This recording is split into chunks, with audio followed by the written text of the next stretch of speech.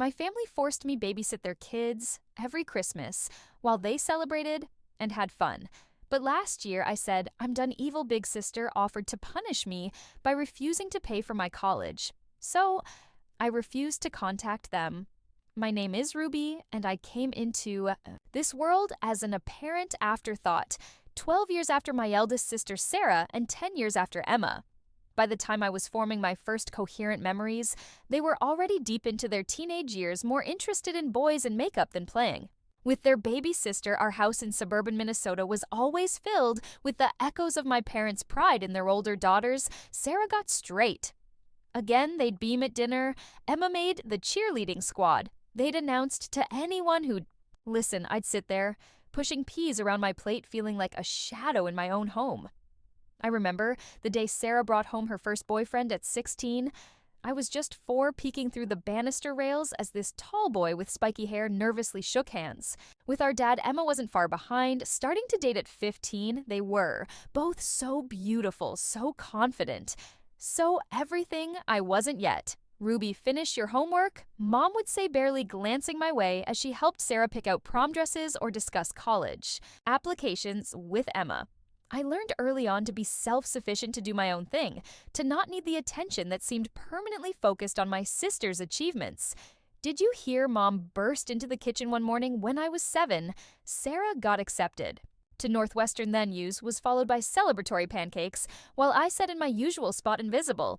As always, Emma left for college 2 years later, and suddenly I was alone in a house that felt both too empty and too full of their lingering presence. Their rooms became shrines to their past lives, trophies, photos, and memories preserved exactly as they'd left them.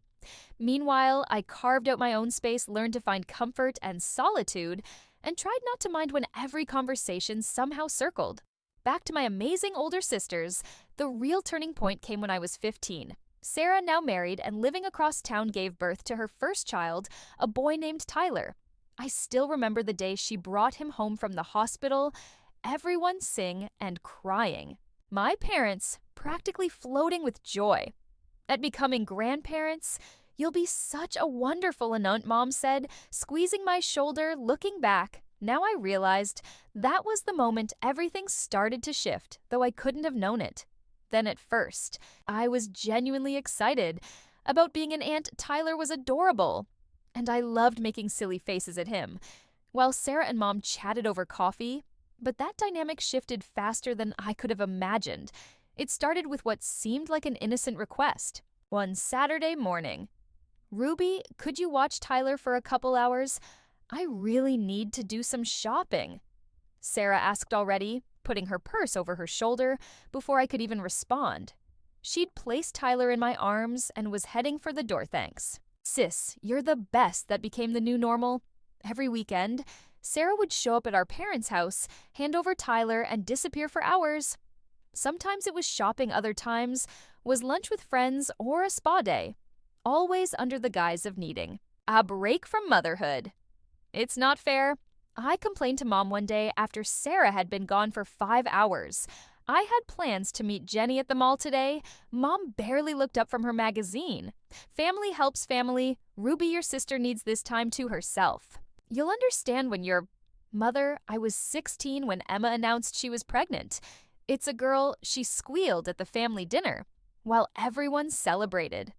I felt a knot forming in my stomach. Sure enough, when little Sophie arrived, history repeated itself. With a vengeance now, my weekends were a circus of managing a 3-year-old Tyler and baby Sophie, try helping a toddler build block towers, while trying to keep a crying infant calm. It's not as fun as it sounds. And homework. Forget about it until we're both napping. If they ever napped at the same time. Jason asked me to the movies. Tonight I told Dad one Saturday while bouncing Sophie on my hip and watching Tyler color on our coffee table instead of his coloring book. Well, you should have thought about that before agreeing to watch the kids. He replied, I never agreed. Nobody ever asks me. The frustration in my voice made Sophie start crying. Lower your voice. You're upsetting the baby. Mom scolded from the kitchen and stop being selfish. Your sisters need this support. I started spending my free time in the school library researching colleges, not just any colleges once far away from home. It threw myself into studying.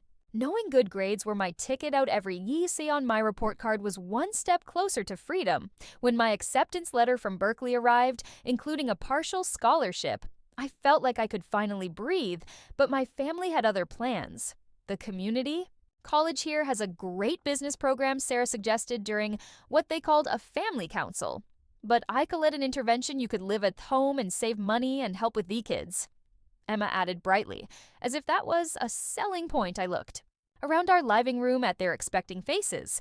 Mom, Dad, Sarah, Emma, and Grandma Rose, who'd been unusually quiet throughout the discussion.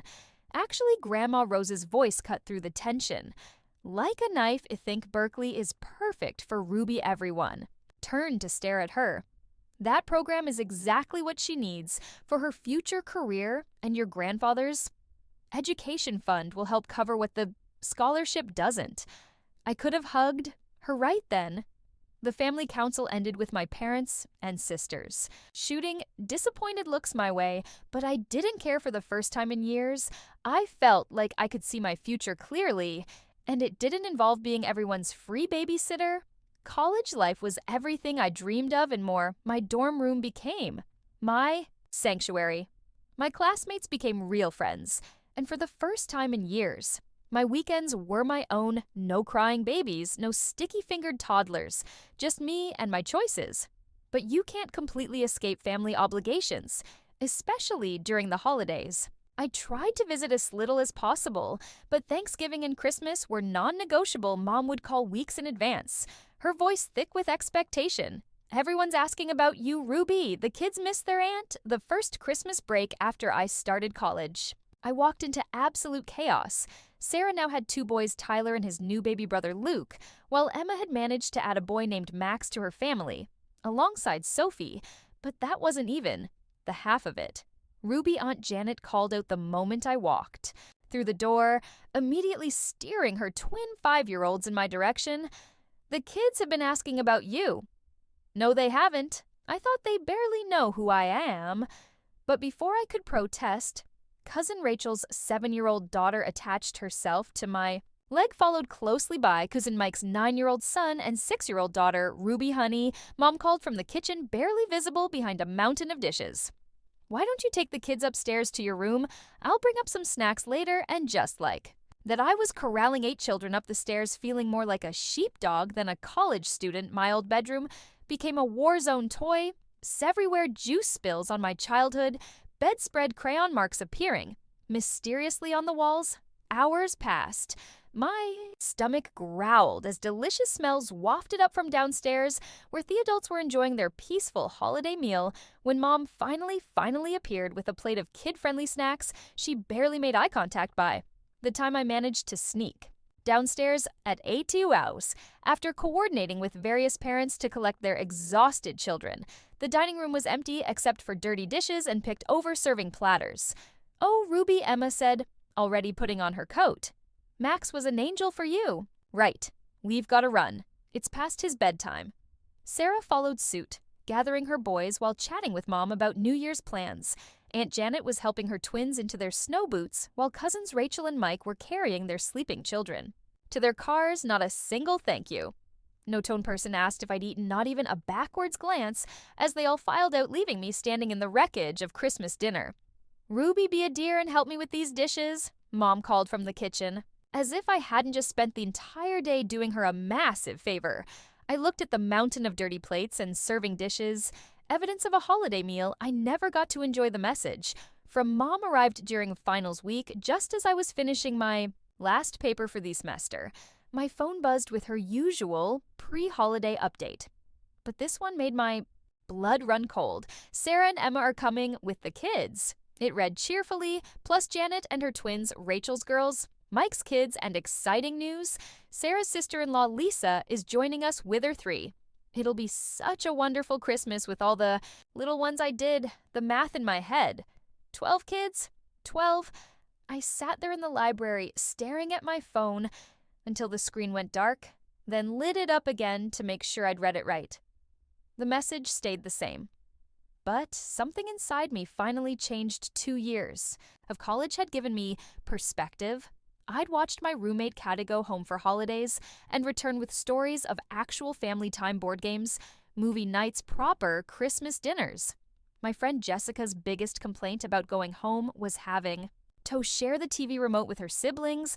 Meanwhile, I'd spent every holiday of my adult life as an unpaid nanny service. I didn't reply to Mom's message. Instead, I packed my bag for Christmas break with an unusual sense of calm. For the first time, I wasn't dreading the holidays because I was going home with a plan. The days leading up to Christmas were deceptively normal. I helped Mom in the kitchen, breathing in the familiar scents of her signature dishes, pot roast, honey-glazed ham, and her famous apple pie. I decorated the Christmas tree carefully, hanging the ornaments I'd made. In elementary school, alongside the fancy glass balls Mom reserved for the front of the tree, Christmas Day arrived with a flurry of activity. Cars began pulling into our driveway, one after another, each bringing more chaos than the last. Sarah arrived first with her boys. Now 5 and 3 followed closely by Emma with Sophie and Max Lisa. Sarah's sister-in-law showed up with her 3 kids, all under 7. The rest of the relatives poured in after them, each family adding more children to the growing crowd. I watched from the corner of the living room as the noise level rose steadily. Sarah made her way toward her youngest, balanced on her hip, while the older one tugged at her sleeve. Ruby, she called out with that familiar tone, the one that meant she was about to pass off her parental duties. The boys have been so excited to see you, they can't wait to play with their favorite. Aunt, she was already nudging them in my direction, the same way she had it 100 times before. But this time was different. This time I stood my ground and looked her straight in the eye. No, I said, my voice steady, despite my raising heart. I'm not watching the kids today. I'm here to enjoy Christmas, like everyone else. The room didn't exactly fall silent. There were too many children for that. But I could feel the ripple of shock move through the adults. Sarah's mouth dropped open. Mom froze in the doorway with a plate of cookies. Dad looked up from his newspaper with raised eyebrows. But who's going to watch all the kids? Emma's panic voice carried across the living room. As I turned toward the stairs, I glanced back just long enough to see Mom's helpless shrug and the bewildered looks on everyone's faces. The sight almost made me laugh. They looked like someone had just told them Christmas was canceled.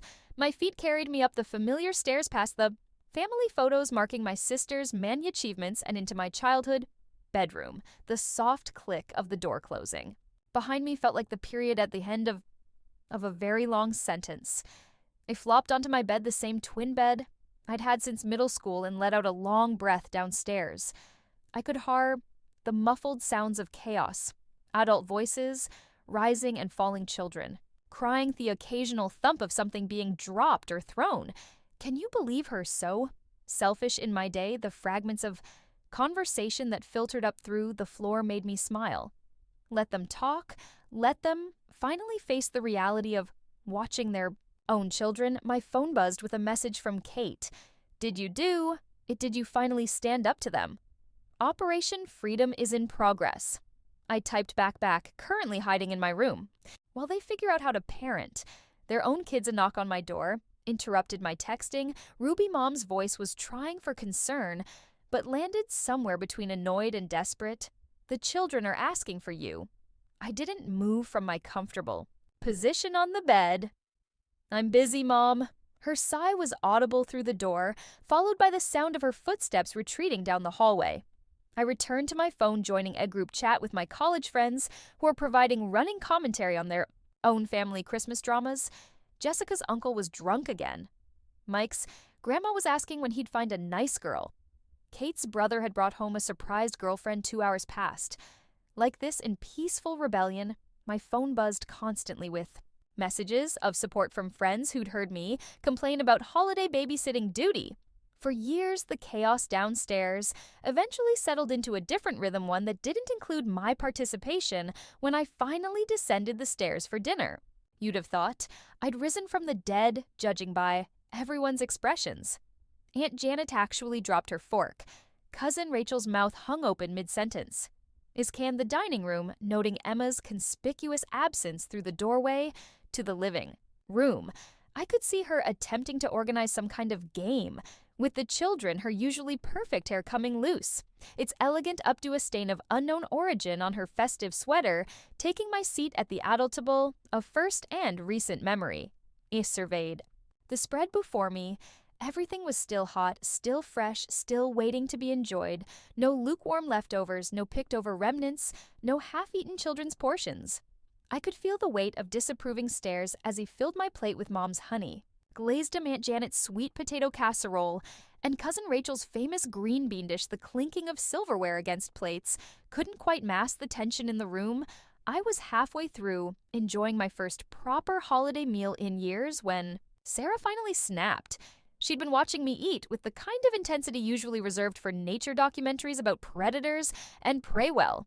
She announced to the table at large, her voice dripping with sarcasm, "Looks like someone's gotten a little too big for their boots at college. Seems they've forgotten all about sisterly duties." I took my time with my spoonful of mashed potatoes, deliberately licking the spoon clean before responding. The food really was excellent when you got to eat it fresh.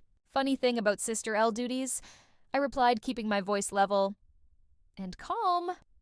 "I don't remember seeing Free Babysitter in any sisterhood manual. Maybe you could point that chapter out to me right after the part where parents are supposed to watch their own children."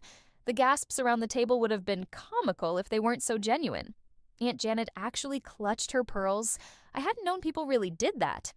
Outside of movies, Cousin Rachel was suddenly very interested in her green beans. While Uncle Mike seemed to be trying to disappear into his dinner role, Mom and Dad exchanged that special look. They had the one that meant they were disappointed but didn't want to cause. A scene Dad's fork was frozen halfway to his mouth, and Mom's smile had gone tight around the edges, but instead of the lecture, I expected Mom cleared her throat and asked Uncle Mike about his new job. The conversation stuttered back to life, though everyone kept shooting glances my way as if expecting me to sprout. A second ahead, I just kept eating, savoring every bite of food that hadn't been picked over by tiny hands or gone cold while I changed diapers about 20 minutes into dinner. Emma appeared in the doorway, looking like she'd been through a war her Christmas. Sweater was no sporting what looked like juice stains. In addition to the earlier unknown substance, and her hair had completely escaped its updo. "Sarah," she called, her voice carrying a hint of desperation. "Could you, Sarah?" shot me one last withering look. Before pushing back from the table, the sisters exchanged places with Emma, practically collapsing into the vacated chair. She looked exhausted, the kind of bone-deep tired I've been feeling every holiday for years. Emma filled her plate mechanically, but she couldn't seem to resist giving me the stink eye between bites. I met her gaze and shrugged, then went back to enjoying my dinner after finishing my meal, including 2 servings of Mom's apple pie, a luxury I'd never been able to enjoy before. I quietly excused myself from the table. No one protested. No one asked me to help clean up. No one demanded I take a shift with the kids. Morning light filtered through the living room windows as I came downstairs, still riding the high of my peaceful Christmas. Evening that feeling evaporated the moment I saw the Mom Da. Sarah Emma sitting in an obvious ambush formation. Sarah didn't waste any time. What kind of performance was that yesterday? She snapped her voice sharp enough to cut glass, making us look like bad parents in front of everyone. I sank into an armchair, surprisingly. Calm performance. You mean me wanting to enjoy Christmas like everyone else? I'm just tired of being the unpaid, unappreciated babysitter while everyone else gets to have an actual holiday. But you never complained before. Mom interjected, her brow furrowed with confusion. I couldn't help but laugh. Never complained. I've been complaining for years, Mom, but it was just too convenient to ignore me, wasn't it? Too easy to keep exploiting the good little sister who never makes waves. They all started talking, at once their voices overlapping in a chorus of accusations and reminders of sisterly duty and family obligation. Dad kept mentioning how much they'd done for me over the years. Mom brought up how well they'd raised me and my sister, alternated between guilt trips and outright attacks. I let them run out of steam before. Speaking again, "They're not my children," I said quietly but firmly. "I didn't give birth to them. I didn't decide to have them. They're your responsibility, not mine, especially during the holidays when I'm supposed to be relaxing too." That's when Sarah played what she thought washer trump card. She stood up, her face flushed with anger. "Well, maybe it's time someone taught you a lesson about gratitude. Let's see how you manage. Without mom and dad paying your college tuition, the room fell silent. I watched mom and dad exchange uncertain glances, clearly caught off guard by the suggestion. But instead of the panic Sarah clearly expected to see on my face, I felt a strange sense of relief. Finally, all the cards were on the table. I stood up slowly, actually. Sarah Grandma's been paying my tuition from Grandpa's education fund. You know, the one he set up for all his granddaughters. The same fund that helped put you through nursing, school, and Emma through business school. And even if that wasn't the case, I have a partial scholarship plus. Unlike some people, I'm not afraid of working to support myself. Without waiting for their response, I turned and walked upstairs. It took me less than 10 minutes. To pack my bag, I'd gotten good at traveling light over the years. As I came back down, Mom and Dad started calling after me. Their vow is a mixture of anger and panic, but I was done talking. I walked out the front door, letting it close behind me on their protests.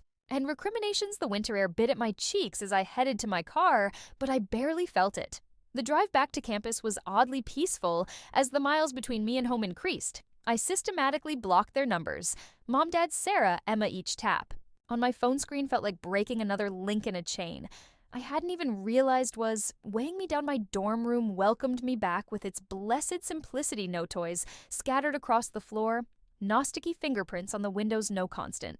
Background noise of children demanding attention, just my books, my laptop, and my own thoughts. January passed in a blur of new classes and quiet weekends. February brought snow and a blessed lack of family drama. I threw myself into my studies, made plans. With friends, and for the first time in years, felt like I was living my own life, instead of existing in the margins of everyone else's. Then one cold Saturday morning in late February, I looked out my dorm window and saw them, Mom, Dad, and Emma standing in the parking lot looking uncertain and out of place among the students rushing to and from classes. My first instinct was to pretend I wasn't home, but something in their body language made me pause. They looked different, smaller, somehow less like authority. Figures and more like people who'd driven 4 hours to right a wrong met them in the lobby. Emma spoke first. "Can we buy you coffee? We'd like to talk." The campus cafe was quiet that morning. We sat at a corner table, steam rising from our cups. The silence, heavy with unspoken words. Mom was the first to break. We've been doing a lot of thinking, she began, and her fingers nervously tracing the rim of her cup. "After you left, well, we had some long conversations as a family." "Very long conversations," Emma added, meeting my eyes. Directly. "Ruby, we were wrong. All of us, we took advantage of you for years and called it family duty to make ourselves feel better about it." Dad cleared his throat. "We didn't realize, or maybe we didn't want to realize how unfair it was. You deserved your own holidays, your own time. You deserve to be treated like an adult, not the family babysitter I took along." Sip of my coffee, letting their words sink in. "What about Sarah, Emma, Sarah? She's still processing in. You know, how she has trouble admitting when she's wrong. But the rest of us, we want to do better. Things will be different now. Mom promised no more pushing the kids on you, no more expecting you to give up your holidays. We want you to come home because you want to, not because you're needed for child care." I studied their faces, the sincerity in Mom's eyes, the regret in Dad's expression, the openness in Emma's posture. "Okay," I said. "Finally, I believe you." That evening after they'd left, I unblocked their numbers within minutes. I had a text from Emma, "Miss you little sis for real." This time, the following months brought a new normal. I visited home some weekends, and it was actually pleasant. When Emma brought her kids, she watched them herself or hired a babysitter. Mom stopped trying to orchestrate family bonding. Moments that always seemed to end with me in charge of a pack of children.